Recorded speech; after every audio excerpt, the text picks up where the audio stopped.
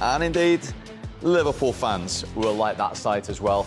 12 games for Liverpool and Arsenal to play each. 36 points to play for, and 8 points the difference. And Liverpool, of course, are at the Etihad to face Manchester City tomorrow, which, of course, we will bring you on Matchday Live. But you said earlier, Wright, you weren't feeling it. They only had 2 efforts on target in the whole game today, Arsenal. Yeah, it was always going to be a tough one with the forwards missing. You know, where you're hanging in there, whether it's going to be set pieces, whether it's you need something to happen special from somebody. Ethan, you saw, thought Scarles had a really good game against him today. He came off today. You know, not enough creativity. You know, we didn't do enough. I thought West Ham, you have to give them credit for the defending they done, but you just felt like as the game was going for me, Steve, I just felt like more and more I can't see where we're going to get the goal from. You saw at the end there, trying to lump it in with crosses, and you got Mavropanos, you got Kilman, you got big guys in there, Souček clearing it. It seemed like we completely run out of ideas in this moment. Yeah, and as Wrighty said, that you could feel the anxiety in the stadium, the supporters. They knew the enormity of today. You could, and look, West Ham didn't come there to entertain. They sat in, they got something on the break. I thought Arsenal was a little bit impatient. When there's so many bodies in the middle of the goal, you need to get down the end line, get crosses in so that they have to head it out for corners and give away set pieces. What Arsenal did was they came back in the field, they hit in-swingers, and the West Ham defenders were just allowed to edge players out, and therefore they couldn't really get to their set pieces, which are their strength. Is that understandable, given the stage of the season we're at, given the injuries, given that Liverpool are playing tomorrow and they had the opportunity to reduce it to 5? You could say that, but you know, you're going for a title. Liverpool have stumbled in the last few weeks or couple of weeks, and all of a sudden, I know you've got injuries, but you're at home. You know, you've still got a good team out there. You know, you recognise every single one of those Arsenal players when the team sheets come in. You'd still think they would find a way of beating West Ham, but really, truthfully, goalkeeper hardly got work today. You know, it wasn't as if Arsenal missed loads of chances and deserved to win. I think we could still be playing now and Arsenal wouldn't have scored. So, yeah, disappointing for the Arsenal fans. And now they're going to have to ask for a lot of help from other teams. I think you look at Liverpool as well. People saying about Arsenal having to win this to keep the pressure on Liverpool winning games and keeping pressure on an Arsenal team who haven't got the firepower to try and stay with them. Because look at that game today, guys. If they scored 2 West Ham, you think, where are we going to get 3 goals from? So those are the things that you're thinking about going into it. That's why probably I was a little bit down today, because I'm thinking, where's it going to come from if we go behind? Yeah. And it's exactly what's happening. That's a good point. I mean, they've stumbled a little bit in drawing games, but as we stand here now, Liverpool have still only lost 1 of 26 Premier League games. That's the standard. Oh, absolutely. They've been absolutely brilliant this season. No one can deny that Liverpool, you know, deserve to be at the top of the table. However, we're looking, you know, at the running and thinking, can Arsenal do it? Now, I mean, you do the maths, Liverpool have got to get 29 points out of 36. It's not a banker still. It's not a banker. 29 out of 36 is some go. That's assuming Arsenal win everything. But that's assuming Arsenal win it. And that's probably the hard thing, because, you know, as Wrighty said, they're struggling for firepower. But they've got to aim to do that now, because anything less than that, you'd think Liverpool will do it. And you were disappointed with the goal conceded today, because it was actually Arsenal had it on the edge of West Ham's penalty area. Again, we were going for it. It was pushing hard, and you look where we are on the edge of the box. You see, Bowen's the one who started it, and I think that you've got to watch him. You've got to keep your eye on Bowen. I think that right there you could see midfielders. There he is. He's looking behind him there, Declan. He could see him. Now he's either got to pass him on or someone's got to stay with him. You have to give the cross a lot of credit.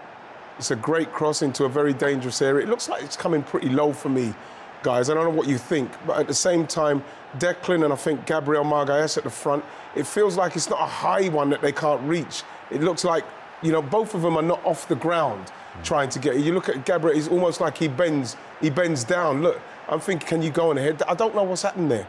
But again, Wan-Bissaka's taken that a long way with Calafiori to get that crossing. And, you know, Bowen's gone in there unchallenged, and you get punished. You get punished. Has Wright got a point there? Yeah, well, Declan Rice tracks the run. He checks his shoulder a bunch. He knows he's there. In the end, I do think Gabriel, for not having any players really in and around him, gets himself too far outside of that near post. But Declan Rice, as Michael said at halftime, he's afraid here. Own goal? Yeah, he's afraid to get an own goal once he doesn't really quite square his shoulders up. And in the end, still a really good ball in from Wan-Bissaka. Yeah, and maybe Gabriel should have taken taken Wright as they're running into the box. When you look at it, it's only 2 against 5, and there's a couple of runners coming in behind for West Ham. And I actually think to myself, hang on, Declan should be passing him on straight away and just stopping. But because the danger ball, in many ways, was the cutback there. And because Declan had gone in with them, there was almost 2v1, and there was a danger of a cutback. So possibly there could have been a bit more communication early on. But once the cross came in, I agree with the guys. Both players, possibly, arguably, could have got their head on the ball. Gabriel does duck a little bit. Declan Rice is scared of heading it towards his own goal. And all of a sudden, both of them miss it, and Jared Bowen scores. Now, we ended our first main game with a lot of VAR discussion. In terms of Myles Lewis-Skelly, is this good VAR use? Yellow on field, and then have a look at this. You might want to change it. Yeah, I mean, you think, it's denial of a goal-scoring opportunity. He gets himself in a bit of a bother here.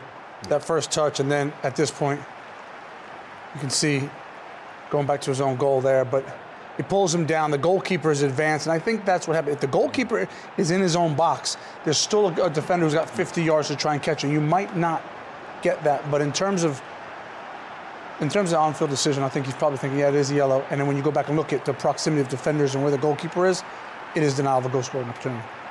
Yeah, exactly. The process is good.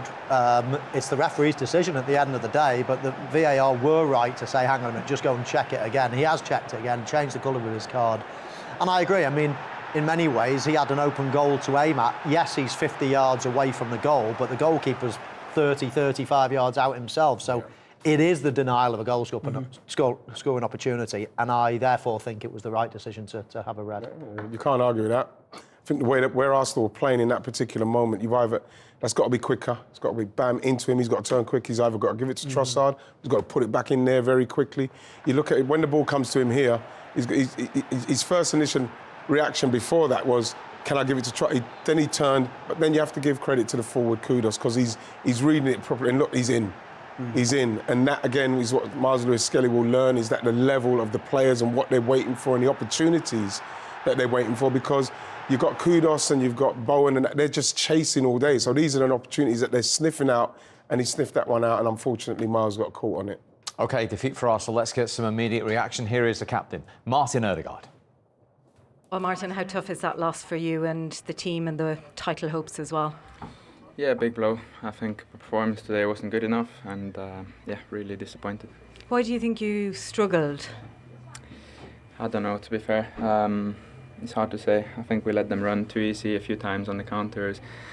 We weren't sharp enough to create things in the box. I think we lacked a little bit on the final pass, the final cross, the final third efficiency.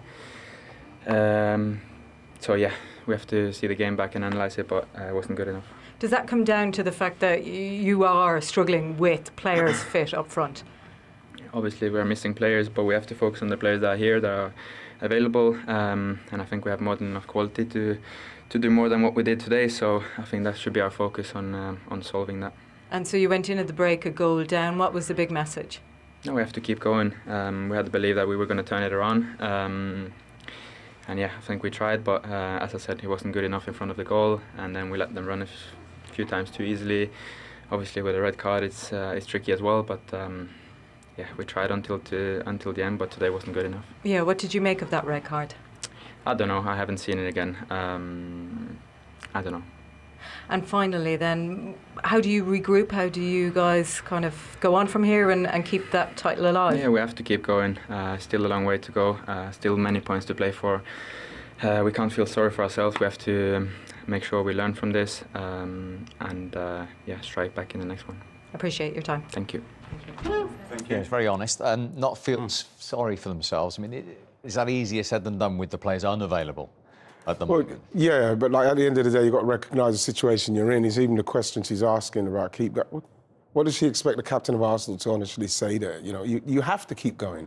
You know, you have to hope that that Liverpool drop points now. This is what you have to hope. But at the same time, you've got to pick yourselves up. You know, and as the captain, I thought he was right there. You know, we weren't good enough in certain situations in that game, and we didn't create enough chances to win the game. We don't deserve to win the game. So, you know, they'll go again. And this is what I like about our manager, is that he will be honest about it. He will say what's wrong and what we need to do, but he needs help. He needs help. He needed help. And Forest away next for Arsenal, Tim. Yeah. Not easy. But, you know, this whole concept of needing Liverpool to do something.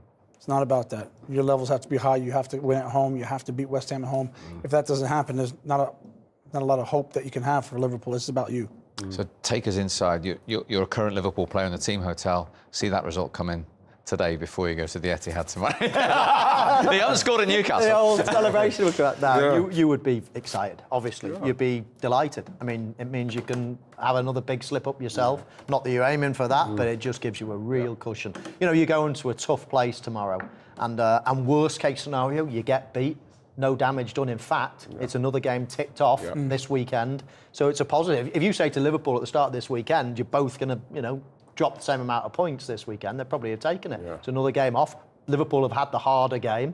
You'd definitely take it. Okay.